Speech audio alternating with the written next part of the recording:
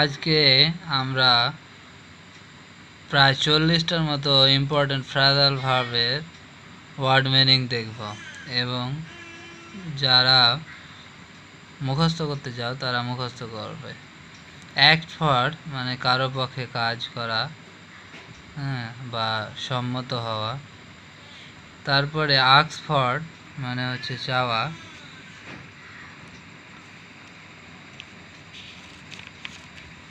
তারপর ব্রেকডাউন মানে মানসিকভাবে ভেঙে পড়া বা ভেঙে পড়া। ব্রেক ইনটু মানে ভেঙে জোর করে প্রবেশ করা।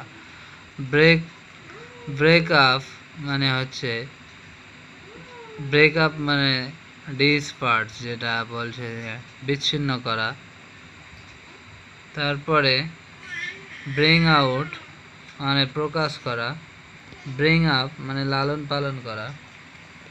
কল ইন মানে হচ্ছে পরামর্শের জন্য ডেকে আনা। ক্যারি অন মানে চালিয়ে যাওয়া। কাম ডাউন মানে কমে আসা। কাম অফ মানে জন্মগ্রহণ করা। ক্রাই আউট মানে চিৎকার করা। কাট ডাউন মানে কমানো। কাট ডাউন মানে কমানো।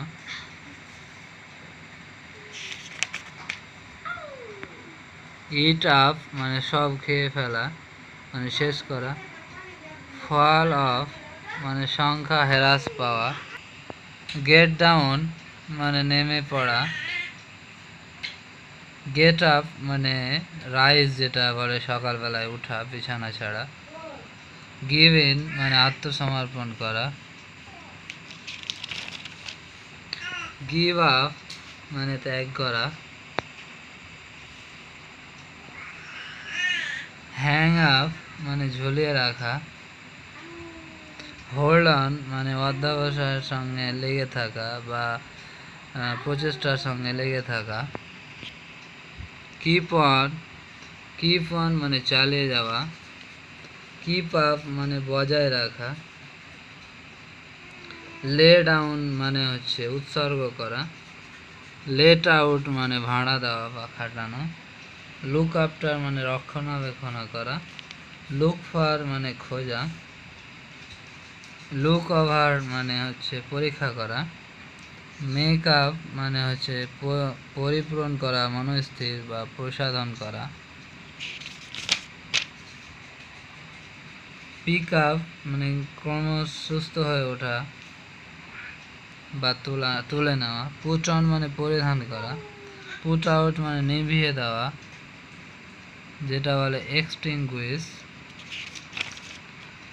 তারপরে রান ইনটু মানে রন ইত্যাদিতে জড়িয়ে পড়া। রান ওভার মানে চাপা দেওয়া। রান ওভার মানে চাপা দেওয়া। সেটিং মানে বৃষ্টি শুরু হয়েছে বা শুরু হওয়ার, যেটা। সেট আপ মানে ব্যবসা শুরু করা বা প্রতিষ্ঠা করা, সেট আপ। তোমরা দেখতে পাবে যে এই যে মার্ক করা রয়েছে এইগুলো। টেক আফটার মানে সদৃশ্য হওয়া। আরও মুখস্থ করতে হবে অনেক, তবে এইগুলো বেশি বেশি ইম্পর্ট্যান্ট। টেক অফ মানে ভূমি ত্যাগ করে ওড়া বা খুলে ফেলা। এবং টার্ন ডাউন মানে প্রত্যাখ্যান করা। টার্ন ইন মানে ঘুমিয়ে পড়া। টার্ন অফ মানে হচ্ছে বন্ধ করা। তারপরে টার্ন আপ মানে হাজির হওয়া, ঘটা। টার্ন আউট মানে পরিণত হওয়া বা উৎপাদন করা। ওয়ার্কআউট মানে সমাধান করা। যদি এই ভিডিওটা ভালো লাগে তাহলে লাইক, কমেন্ট, শেয়ার করো। এরপরে আমরা বিস্তারিত ফ্রেজাল ভার্ব নিয়ে আলোচনা এবং ব্যবহার, সেন্টেন্সে ব্যবহার এবং কিভাবে এক্সামে আসে সেগুলো নিয়ে বিস্তারিত আলোচনা করব ইনশাআল্লাহ।